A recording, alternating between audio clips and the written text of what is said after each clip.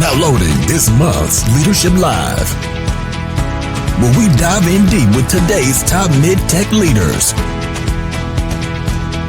allowing you the chance to learn from the best. Leadership Live starts now.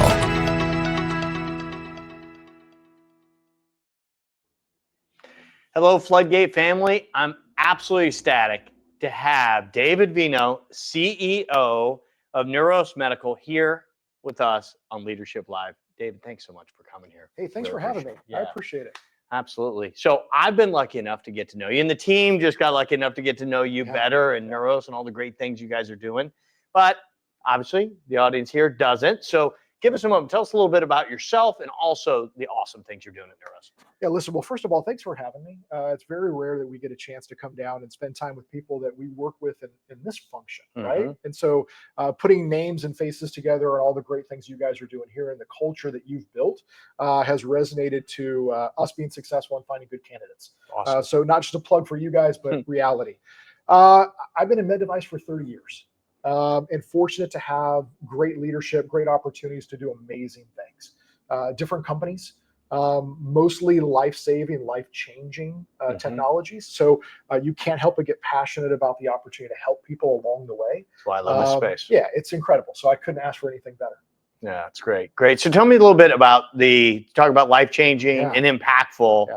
A little bit about Neuros, what you guys are doing. Yeah, Neuros is a pretty incredible opportunity. And I say that because, again, when you're able to relieve pain and restore life for a group of people that have no real treatment options. So these are amputees that suffer from chronic post-amputation pain. There's about 2 million lower limb amputees in the country today. 80% of them will suffer from chronic post-amputation pain with very few treatment options. So we've got a very unique and innovative device that allows individuals to be able to have this thing fully implanted. And at the push of a button, they can block the pain signaling from reaching their central nervous system and reaching the brain. So think of it as it's really an advancement in neuromodulation because we're doing a blocking threshold of any type of signaling to the central nervous system. That's incredible. That's incredible. And I know you mentioned before the suicide rate in that population is 30%, and really a result of that constant pain. So eliminate, so it's incredible impact you can have on the population. It's a significant downward spiral. And when you think about people that have significant, chronic pain in general, they've got PTSD, depression, anxiety, and a suicidality rate because there's very few treatment options for folks. So we're lucky to be in a position that we work through the FDA, a very large randomized clinical trial, FDA PMA clinical trial. And now we've got the ability to now take it to the market and commercialize this across the U.S., primarily in areas that are significantly impacted by amputees, mainly driven by peripheral vascular disease and our epidemic of diabetes. Yeah, makes sense. Well, you mentioned before tremendous leaders, and you've led large teams and startups. Yeah. But I'm curious, in this unique space that's MedTech, what makes leaders great in this space? What would you say? Look, I think it's pretty easy, but this is what I'll say: grit, grind, determination, and your ability to persevere and navigate adversity. Right? Yeah. I think med device, and depends. I've been with very large organizations, startups like this one. They all have their own unique set of challenges. But I think authenticity in your leadership, understanding how to navigate the different levels of adversity that you're going to face. I think the ability for you to surround yourself with people that see things you don't see and create a culture where you welcome people to have those conversations with you. Yeah. How many times have we been in leadership positions or in organizations in the past where maybe the ability to speak up and identify problems maybe wasn't really welcomed, right? Yeah. So many people want to be in cultures and environments where they've got a voice and they've got something to say. Yeah. And if you give people that opportunity, it's amazing the challenges you can overcome, the adversity that you can navigate, and the mission that you'll be successful in achieving. I love it. Yeah, I love that. You've got to have that ability to overcome, adversity, have the grit, but realize it's not about just the leader. It's about inspiring the others and opening and being welcoming to their that confluence of ideas. I mean, that's it's better, one mind versus 100 minds, working on a problem it's easy to figure out which is going to be successful. It is, and I think you have to have core values too that are true to who you are and how you operate, how you communicate, and how you lead an organization. So, ours are about patients first. Everything we do, every decision we make, it's about the patients. Are we doing the right thing for the mission, and are we executing with the patients in mind, the patients first? Then it's deliver excellence. Why would you do anything else? Yeah. So you better achieve and deliver excellence if you're doing what's right for patients, right? And then I think it's about responsible ambition. We've got to step outside and create opportunities where we got to have responsibility to deliver this ambition to be successful with the people in the organization and the people that we're servicing. And then last, inspire and empower. We've got to inspire and empower not only the people that are working for us at Neuros, but also the patient population that we're facing. These people need inspiration. They need empowerment. And I think we can deliver that. That's awesome. I love that foundation. Well, I'm going to continue to ask some questions to David here, but comment below. We're going to pull those in at the end. You could tell he's got a lot of great wisdom. So if you got some questions, make sure you ask.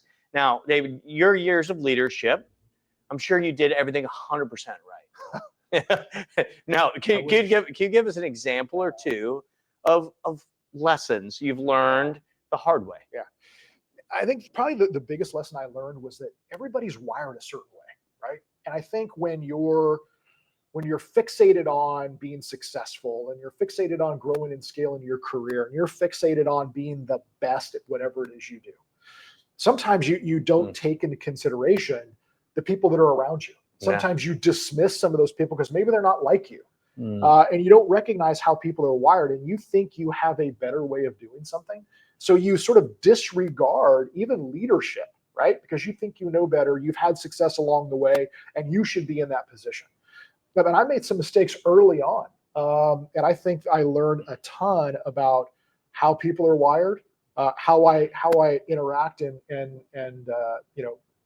work with other folks that have different ideas than myself, how I can learn from other people, how you can get to the same destination in a different way by ensuring that you surround yourself with those people that you're willing to learn from. So painful experiences in the past. So I would love to say I did everything right, but not the case. Yeah, no, it is one of those hardest challenges, especially with new leaders, because you usually got to that point because you were successful. You knew how to do something. And so the assumption when you get into leadership is, well, this is the way I do it. Everyone must do it this way to be equally successful. And it's until you can flip that switch. And as Emerson said, that every man is my superior in some way, and of that I will learn from him. Until you have that mentality, it's hard to truly be a great leader. I love that suggestion. And you have to allow yourself to learn from others. And there's not one person in our organization or people that I've come in contact with in the past that I didn't learn from. And I think that's the opportunity that makes you a really great leader, is when you're willing to learn from other people, regardless of who they are, regardless of what their role is. Yeah, exactly. Well, I know part of leadership is having great teams. And great teams, you have high performers, and developing those high performers is crucial for any great leader. So tell us a little bit of some of the techniques either you've seen or you've implemented that's been effective of developing those high performers. Yeah, I think, you understand what people are really great at. And I think it's easy to capitalize on somebody's strengths and be able to motivate them to go do what they do incredibly well, right? But you want people to have breadth, not just depth. And if you really want to look at leaders and develop leaders in this world, you've got to put them in positions where they must work with other folks to learn other aspects of the business, take what they're really good at in the depth of their domain experience, partner those with other people, and create breadth for them. That's the one thing I probably learned in my career early on, which was it's great to have people that have domain and depth experience in certain areas of their role. It's another, if you want to develop leaders, pull out from within them other tools that they have that they just need to be able to exercise. And you do that by partnering with other people on projects, on different areas of opportunity of the business, and you can really see them grow and flourish. That's how you develop great leaders across your organization. I love that idea. It's just, not just develop what they're good at, right? They're vertical, but connect them broadly on larger projects. Not only do they get a chance to see the whole organization that way, but develop other skills and muscles they've never used before. And why do people leave an organization? They tend to either leave the organization because they don't like the person they're working with or for, or they're looking for growth and scale. Yeah. If you can recognize that early in people that are working with you and for you, you can help scale them within the organization and get them to play a different role, or maybe be able to scale them in a different way. That keeps people motivated. It's the one thing I hear all the time when I talk to people, and they'll say, there's just no other place for me to go in this organization. Right. We hear that ourselves. Yeah. I'm in this position, and you guys hear it more than anybody, which is why people contact you. Right. Our goal is, how do we get the most out of everybody that we hire? Because they're not just one dimensional. People that we hire in startups are Swiss Army knives, right? How do you sharpen every single tool in that Swiss Army knife in order for them to be incredibly effective for the organization? That's how you develop great leaders. I love that. And it's such a good, point on being how to really challenge those great high performers. I think I had a leader once tell me that great talent loves great challenges, right? So if you can't find ways to do it, they're going to go find somewhere else to be able to do that overall, right? So now I have a question. There's a lot of people listening that, want to be tapped for that next level. What would you tell them? What should they be doing to be noticed? Yeah, I think look for opportunities where it's not about you, right? And I think a lot of people, when they're in their career, are so internally minded of what's in it for them. How can they prove themselves to get what they're looking for? It's really about mission before self. It's really about opportunity to execute and have the organization be successful. That's how you're able to stand out from everybody else. It's doing things that are separate and different that really are able to put the organization in a position to be successful. Those are the people that stand out. Those are the people that you look at and say, that individual didn't just play within their box. They saw an opportunity to scale the organization. They took advantage of it. And it was what was in the best interest for the company or the mission, not just themselves. What always tends to happen of those people that are minded that way, it's not about income. It's not about some of the tangible things that other people think about. It's, if I'm successful in making the organization or the mission or the team successful, I will win in the end. Those are the people that truly want to be developed. Those are the people that you really want as leaders. Right. It's thinking holistically. It's not about the self. It's about others. That's right. How do you lift others? And if you help others, a lot of times you'll get what you want. That's right. But it's not what you're doing and thinking for. 100%. Yeah, it's really great. We talked about having great high performers and, and developing those great people. But how do you find and, how do you evaluate this great talent, who to bring on board? Well, obviously this is near and dear to my heart, right? So love to understand that. I think it's about partnerships. And, this is the one thing, and the reason I'm sitting here today isn't because you asked. It's because we developed a relationship between the two of us where I needed something. I'm not an expert recruiter, right? I don't have time to do it. We're building an entire organization that we're really proud of, but we needed to bring in people that can help to source and understand the organization, the culture, the talent that we needed, right? And so for me, it's helping to rely on other people that understand our business. The one thing that separates recruiters, in my opinion, are the ones that truly are willing to understand the business, the mission, the organization, the culture, the structure, how things are really evolving and developing. Those that can do that, you guys have done that incredibly well. That puts you in a position that when you're out there recruiting, you know who to contact and who to target and who to develop and who to evolve into your final list of candidates. And it makes our job a lot easier, right? To be able to evaluate. So we have our core competencies that we're going to look for in the role. I'm also going to look at fit, and I'm going to look at ability for breadth across the organization. We're not a large Fortune 500 company. We're a startup. So we're going to look for people that can do 2 and 3 different jobs, right? Those are the people that we want to be able to grow our organization over time. I want to maximize the people, not add to the depth chart. It's one of the things that keeps startups from being successful. They'll run through and blow through cash because they're worried about, we need to bring on all of these people, and you'll look at somebody's depth chart and you'll see a bloated organization, right? If your commercial plan does not keep up with or give you the ability to execute at the level you think you can, you have a really hard time paying for the staff. So our philosophy is, Let's hire people that we can maximize and get the most out of. Then we can hire people underneath of those folks and keep growing from within. Yeah, that makes sense. Yeah. No, I think you, couple of points from that is, really find that right partner. It's about the who, not the how you do it, but the who that can help you find to do it, like Dan Sullivan talks about, which I love. And then secondly, you've kind of mentioned is identifying what your organization needs at the time. That's right. Right? For a startup, it's that person that has that breadth that can hit multiple roles, that, realizes they can shape clay and willing to get their hands dirty doing it. While in other organizations, you need someone who's going to be comfortable hitting that same thing consistently and being really good at that because they already have a breadth of organization. So it's really identifying what fits best is what I heard you say. It does. Yeah. And I think, startups can be schizophrenic a little bit, right? You probably feel that with some of the clients that you have. And so I think you need to be very intentional on what does the next sort of 18 to 24 months look like.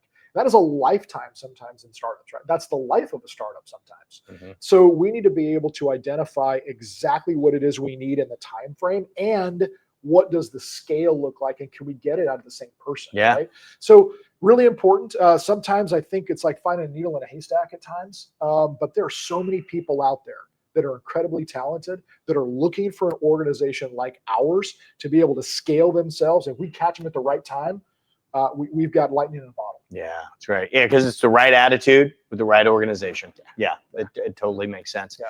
Well, I've got another question to ask for David here, but if you have questions, please post those below. We're going to pull those up in a second. So I know we didn't cover everything here, so there's some great questions he can opine on. So please post those below. But the last question for you is kind of a fun one. Yeah. Right? Who's your favorite superhero? Ooh, interesting. And why? Yeah. And that's interesting. I probably have to think, and this is just corny to say, right? But Superman, right? Yeah.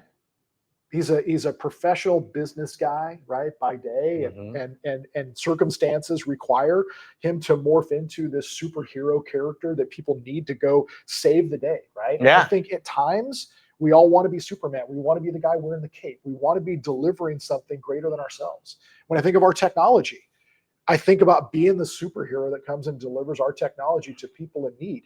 When you've got a 30% suicidality rate for a patient population, and that is a heavy weight to carry. And every time you miss an opportunity, you feel like somebody's in jeopardy, right? Yeah. And so to me, being the superhero, and it's not about me, but it does make you feel pretty damn good when you're able to do something of that magnitude. Well, I think your point, if you watch Superman, follow it, it was never about him. In fact, he hid behind the glasses whenever he could of Clark Kent. It was about being able to help others. That's right. And with that others focused, I think that makes great sense. Well, I'm going to take a couple questions from the Floodgate family. See what we have. Some questions here. We'll pull up a couple of the questions here. So it looks like we got from Mindy. David, what are the keys to building high performing, inclusive, and open culture in your organization? So how do you build the culture? We talked about hiring the culture, but how do you build it? This is a hard one. It's leading from the front. Look, I think when you're a leader, there are times where people, say what they do, they don't do what they say, right? And leaders, I think we cast a wide shadow. And again, it's not about us, but you got to think about the organization. We need to solve problems. And to create that, you have to demonstrate you have an open and honest environment and a culture that people can bring anything and put it on the table. It doesn't matter how controversial it is.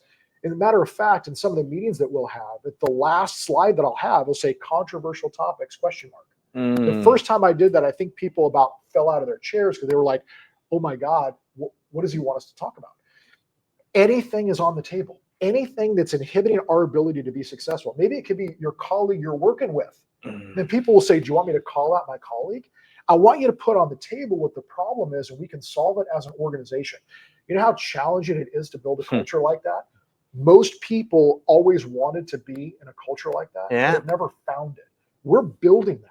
We want an open and honest culture that allows people to have a voice and identify or raise your hand when there's any issue whatsoever that's impeding our ability to achieve our mission.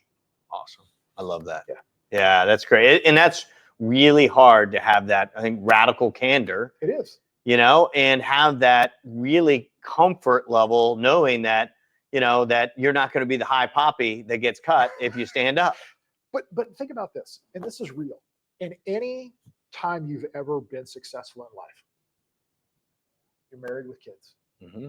whether it's personal, professional, every time you got down to being successful and solving anything, it was with honest, open communication, right? Yeah. So why should that be any different? You had to get real. You have to.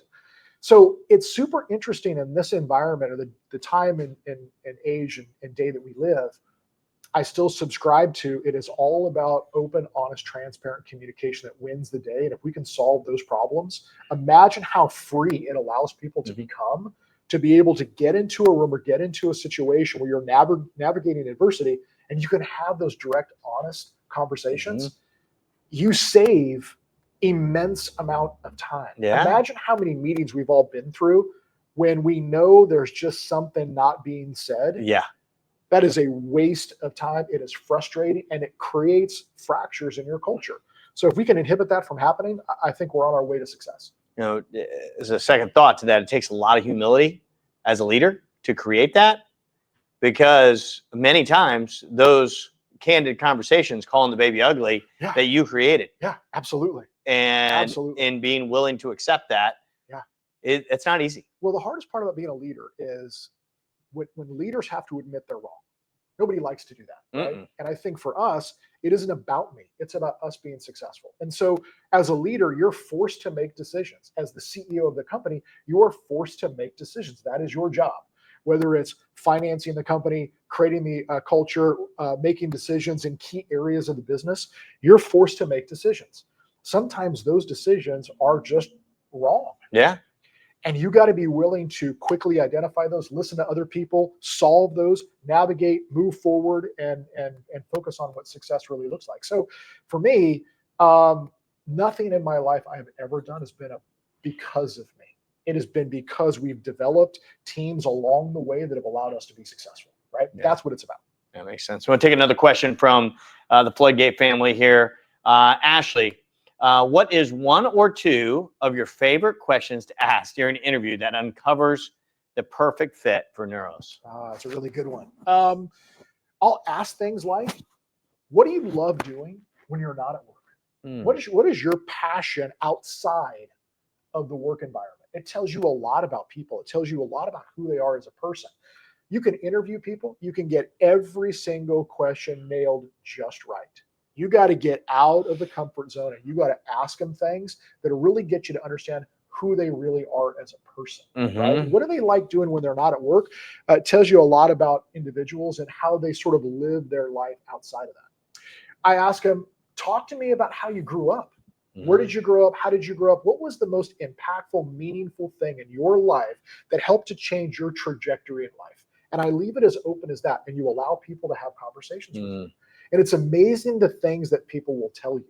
If you ask them all of the standard interview questions, you're going to get good standard answers.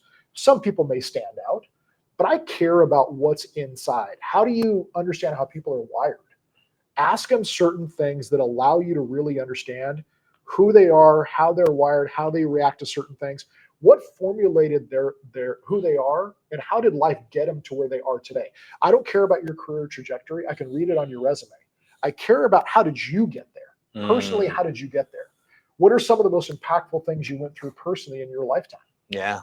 I like that. I love that question. What's that instance that changed your trajectory? I mean, and leave it open. That's absolutely. Because they'll tell you some incredible things and things that you would say, oh, wow. Okay, now I understand. I understand what's important to them. I understand what drives them. I understand what success may look like for them. I understand what their fears are. Well, you get to learn a lot about people. Yeah, I love that. Yeah. Well, let's take another question. We've got some more time, looks like. So, David, how much do you emphasize humility as not just an important leadership trait, but an important trait for all members of the team and organization to have? Well, yeah, I think it starts at the top, and I think you have to demonstrate that. But it's not always easy. People aren't always wanting to be that open and have that much humility. Right? Vulnerable, scary. It is scary, but if you leave that environment and you show them that it's okay to be vulnerable, especially from my perspective and things that I've gone through or things that we deal with as an organization, I have a pretty open framework. I don't have these exclusive leadership meetings where it's only the people that report to me. I bring in other leaders from other functional areas to be part of the executive leadership discussions. So I'll have my own leadership meetings on a weekly basis, but I'll ask others to come in that may report 2 and 3 levels down. Yeah. And get them to talk about certain things and show them how we actually operate, how we communicate together as a team.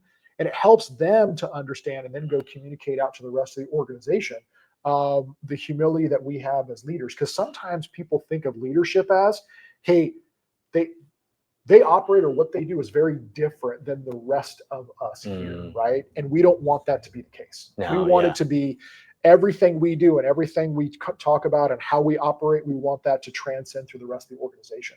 So we show it by example. Yeah. No, it starts at the top, but but I love the way you're bringing people closest to the problem, and giving them a forum purposely. Absolutely. To be able to create change. I bet that not only helps humility, but it, I'm sure, inspires a lot of feeling of agency with an organization. I think one of the classic Gallup questions, does you feel listened to, at work, right? And that's a great way to accomplish that. Yeah, I think, the other things, do you have a best friend at work? That's right. We used to joke about that one all the time when I was at Stryker. Do you have a best friend at work? It matters. Do you have the ability to connect and communicate on a level that's not just on a work-related basis, right? Do you have that connection? Do you have that level of engagement that matters to you when you go to work every day? Think about the time we spend at work. We spend more time at work than we traditionally do at home, right? So you better have really good relationships in the work environment that allow you to be the best version of yourself and have an opportunity to really help to scale the mission of the organization. So you got to give people that sort of family orientation. Yeah. You've got to operate that way, because if you're just asking for people to come be robotic at work, then you're going to get robotic output. Yeah. I had a Gallup facilitator years ago, because we made fun of that same, do you have a best friend at work? That told me two interesting facts about that. One, it was the most indicative question of success. Yep. The reason is because it's a proxy for trust. Do you feel trusted with an organization? And if you think about the most powerful currency that we have in an organization and with human interaction is trust. Yeah.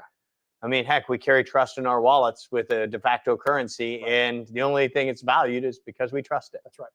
Yeah. So I think it's a really good point, and it's one that we talk a lot about at our organization, where if you're open and honest and transparent, trust is built that way. People don't have to worry about, well, what did they really say, or what did they really mean, or hey, I hear this, but I see this, right? There's a big discrepancy there. We got problems. Yeah. So trust is a really big deal. If people trust you, it's amazing the work that they will provide the organization. And it's amazing the culture that you'll have. But it starts with trust and transparency and open and honest dialogue. That's great. Well, I think we have time for one more question. We'll pull one more question in here from Renee. What are some key questions you ask managers when they're quick to judge or not willing to get to know a candidate or even another team member, right? So you talked about getting to know the person, right? And understand them and what makes them tick, I think is what you said. So how do you get people to do that? I'll ask them, what do you know about this person you're talking about personally? What do you know about them personally? If you say nothing, or you have a deer in the headlight, you have not taken the time to ever get to know that person. Everybody has a life. Everybody's got a story. We all have something going on in our lives. Every one of us. Everybody's got something, right? But if you don't take the time to really understand the who and the why behind actions or people, then who are you to ever comment, judge, or be in a position to have any discussion whatsoever about maybe why you don't see eye to eye, or you have a challenge with this person? You got to get to know people. Yeah. You have to. At the core of who people are, you got to get to know people. Yeah. And so these are fundamental things that there are a million leadership books that have been written. I have read an immense number of these books. I don't ever take anything out of these for gospel. I take a lot of things away about Mhm. how do I continue to look at the world differently and help reinforce my leadership style to give people an environment to be the best version of themselves. And you got to get to know people. Yeah.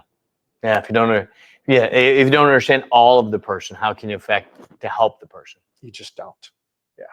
It's great. I think that's a great way and a great exclamation point on this Leadership Live. Okay. David, thank you. I know Yeah. I've learned a ton. Thanks. I know everyone on here has learned a ton as well. So My thank you pleasure. for doing it. Thank you. Thank you. You bet.